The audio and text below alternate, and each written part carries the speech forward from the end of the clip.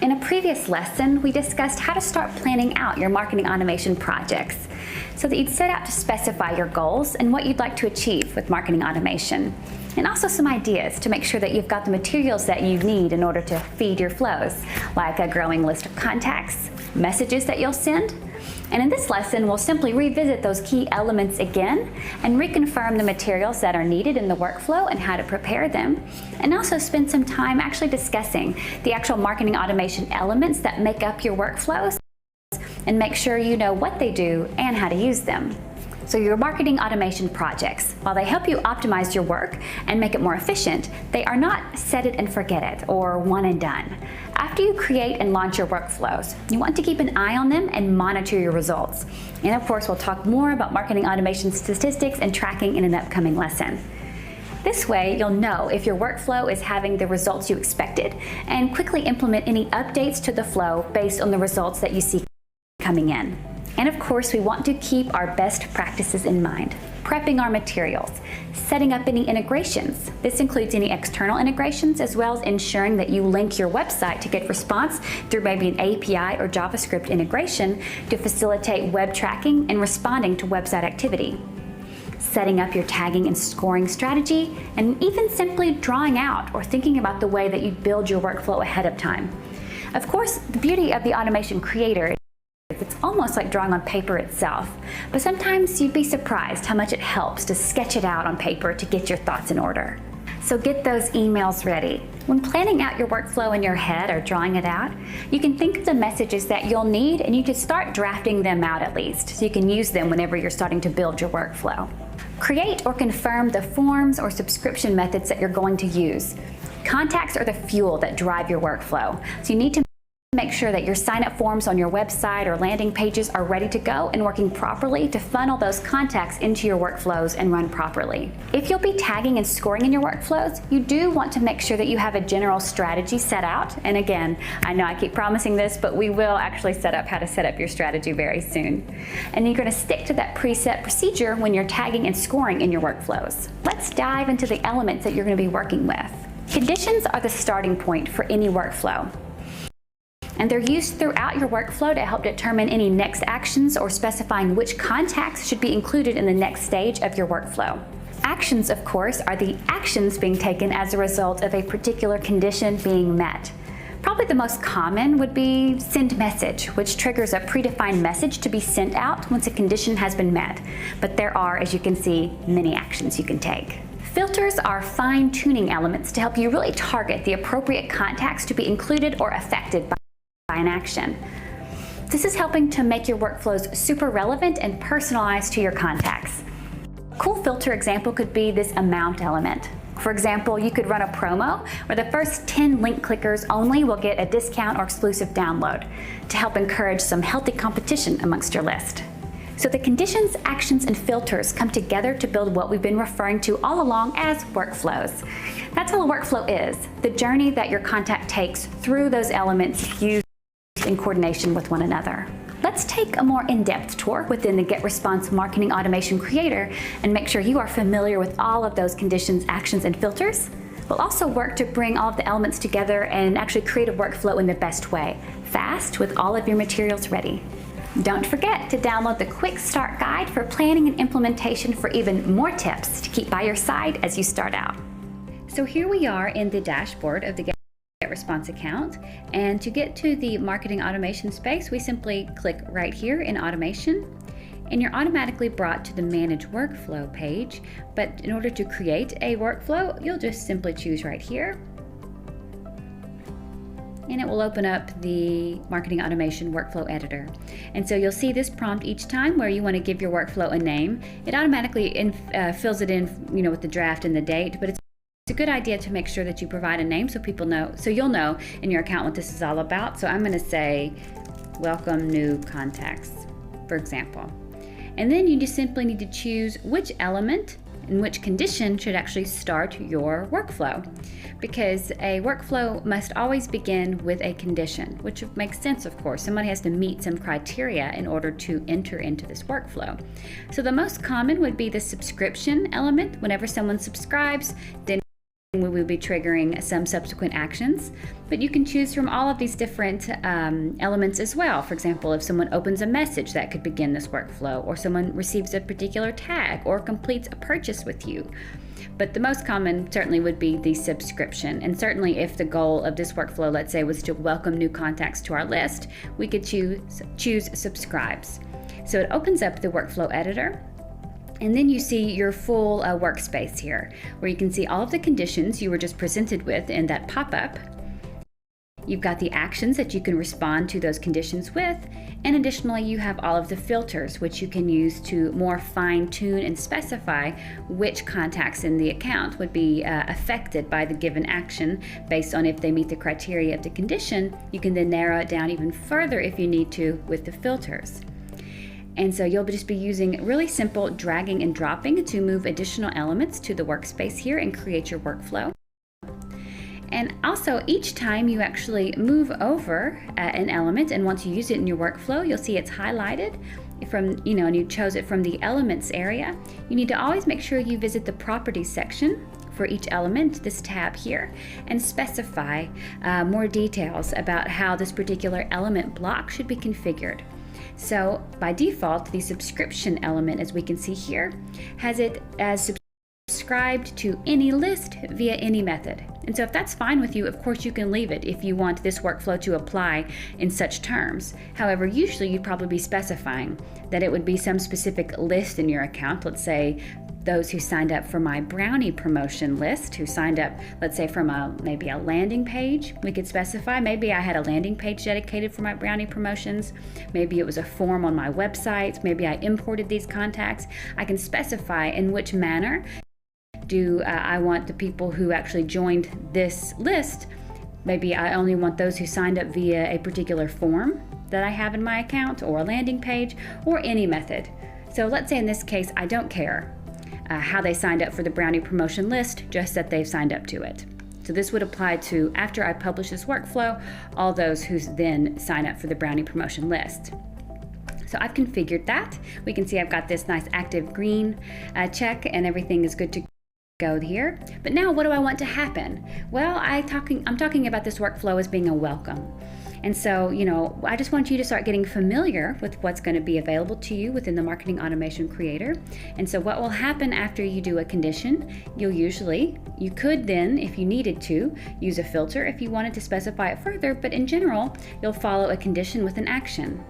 And so I just drug over from the Actions menu here, the Send Message element, and then I just want to connect the two elements, just dragging the line to complete that. But we can see this is still grayed out because I need to specify in the properties, which I got to by double clicking on this element, or simply choose the properties tab. What message do you want to send?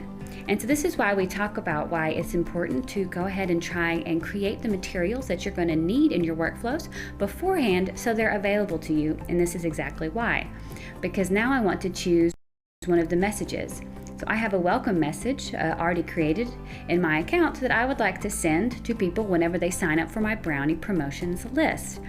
Of course, though, you can play around, of course, in the workflow editor, create the bones and the structure without actually selecting the specific messages or lists, and simply choose Save and Exit. So it will be saved basically as a draft workflow.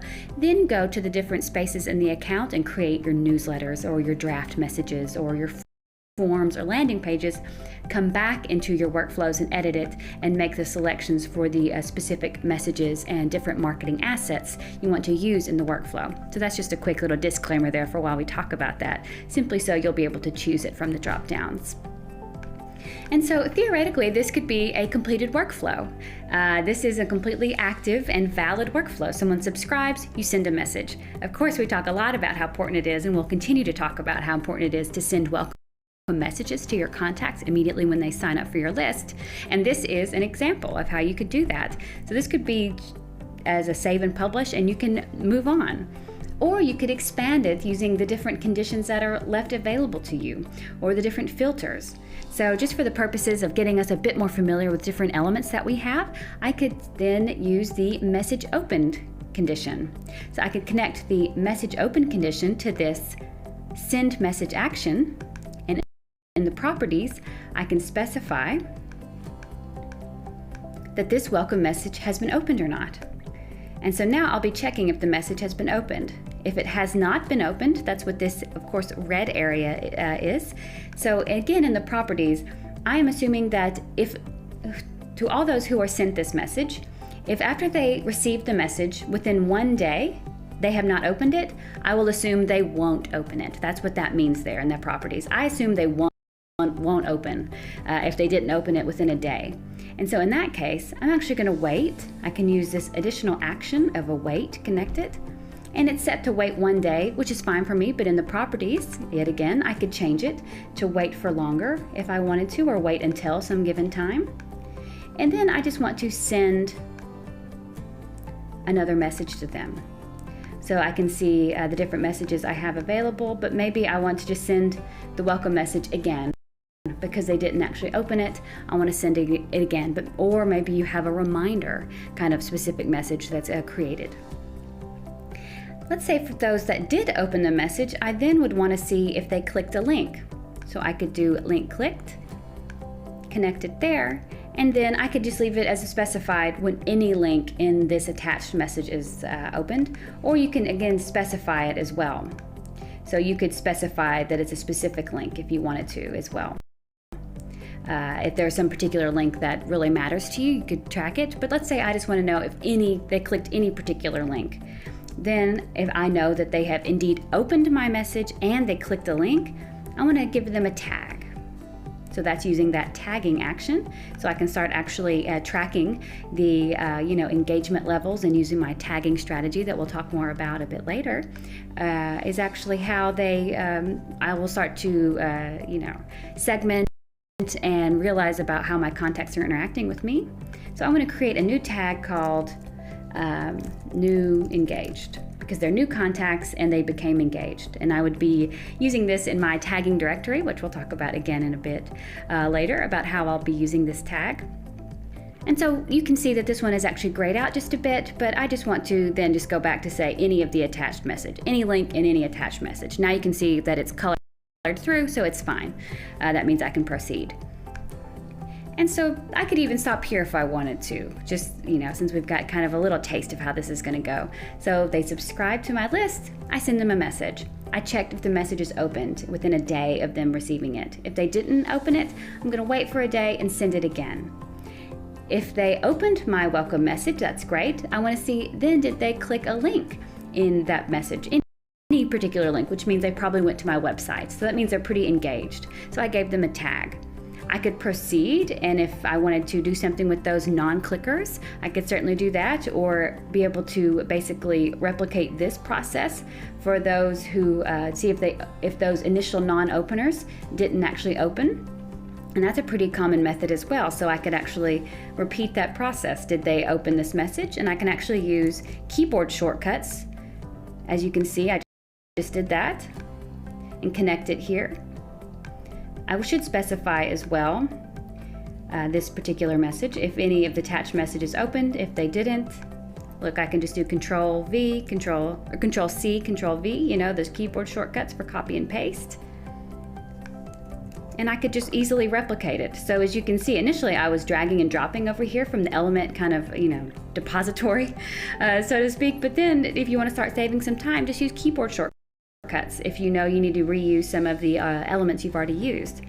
And so you can see that this is growing. It's even bigger. Remember how it could be as simple as those two elements is a workflow, and then it starts growing just by you continuing your tracking.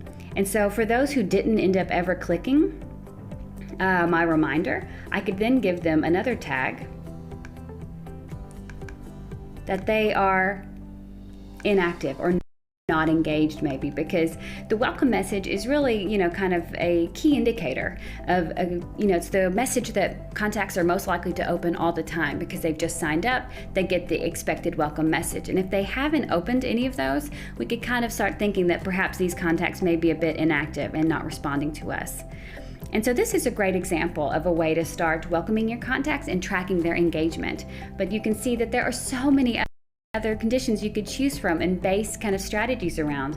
If they have a special event, so if they have a birthday, you want to configure that, when someone's birthday comes up, automatically send them a message, or their purchase anniversary. If they complete a purchase with you or they abandon their cart. We haven't used too many of the filters here, but I can quickly talk about them. The amount filter would be cool to create some urgency. So you could, for example, send a message and include in that message, okay, the first 10 people who click this link will get an exclusive discount. And so you could actually be able to combine that with the link clicked condition. Whenever someone's clicked, only the first, let's say, 10 contacts, and then you could send them the particular message that has the promo discount that you promised. So that's kind of a quick example of how to use a filter within a workflow. Create some urgency with the amount filter if you wanted to.